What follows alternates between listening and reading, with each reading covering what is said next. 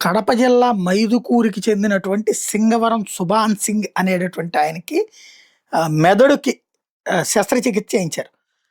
అయితే అది వికటించి ఆయన కోమాలోకి వెళ్ళిపోయారు. బ్రతికున్నారు కానీ స్పృహలో ఉండరు. ఆయనకి ట్రీట్మెంట్ ఇవ్వాలంటే డబ్బులు అవసరం.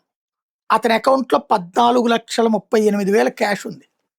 అది మేము తీసుకుంటాం ఇట్లా ఆయన ట్రీట్మెంట్‌కి అంటే, అట్లా లేదు మీదేం జాయింట్ అకౌంట్ కాదని బ్యాంక్ అబ్జెక్ట్ చేసింది. ఈ నేపథ్యంలో ఆమె హైకోర్టుని ఆశ్రయిస్తే హైకోర్టు భార్యకి ఆ హక్కుంది. భార్య అంటే అర్ధాంగి. భర్తలో సగం కాబట్టి ఆ భర్త కోమాలో ఉన్నారు కాబట్టి ఆయన ట్రీట్మెంట్‌కే కాబట్టి ఆ అకౌంట్ ఆపరేషన్ అధికారాలు ఆమెకు అప్పజెప్తూ ఏ వారానికి ఆ వారం మీరు హాస్పిటల్‌కే అతనికి పెట్టిన ఖర్చుకు సంబంధించిన డీటెయిల్స్ మాత్రం రిజిస్ట్రీకి ఇవ్వండి అని తేల్చి చెప్పింది. లేదు ఇది సివిల్ కేసు అంటూ ప్రభుత్వం తరపున చేసిన వాదనని న్యాయస్థానం తోసిపుచ్చడం అన్నది సంచలనాత్మకమైనటువంటి అంశం.